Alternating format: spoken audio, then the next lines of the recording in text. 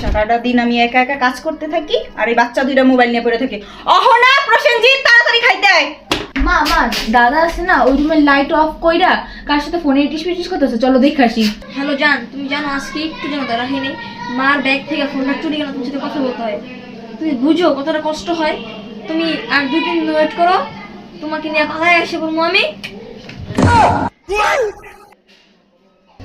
কি হইছে বাবা, এতক্ষণ খাইতে রাখলাম আসছ নাই? কার সাথে তুই কথা বলতেছিলি? তোর বোন যে বললো।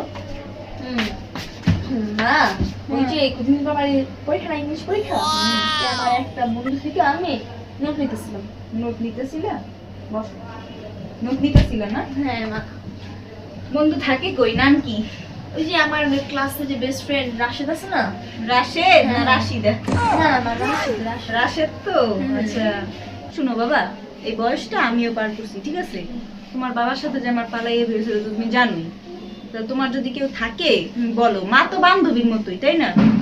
মা বান্ধবীর মতো না, আমার ছেলে না। বলো কি হইছে? কে ফোন? কে ফোন দিছিল? আসলে একটা জিনিস দেখাই তোমাকে, দেখো আমার বন্ধু রাশেদের নাম্বার তুলে দেখি। এটা রাশেদের নাম্বার? মানে রাশেদ, ওই যে আমার বন্ধু বেস্ট ফ্রেন্ড। জান, রাশেদ না, জান। রাশেদ খন্দকার। জান লেখা কেন? না, রাশেদ আচ্ছা শোনো খন্দকার। আমি বলি।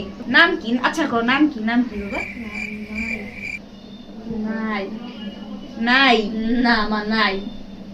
নাম বলো বাবা। মা বান্ধবীর মতো আমি বলছি, বলো নাম কি? ওই যে নামটা উপমা। উপমা? হ্যাঁ হ্যাঁ।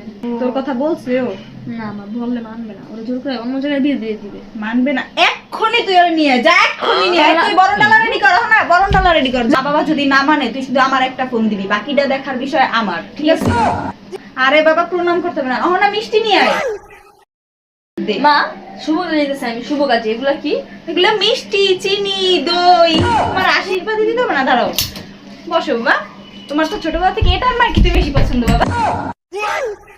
ওই যাও বাবা। গার্লফ্রেন্ড এই বয়সে পাক নামে একেবারে চুপ। এটা তো সন্ধ্যাবেলার নাস্তা ছিল, কিছুক্ষণ পর রাতেরটা খাবি।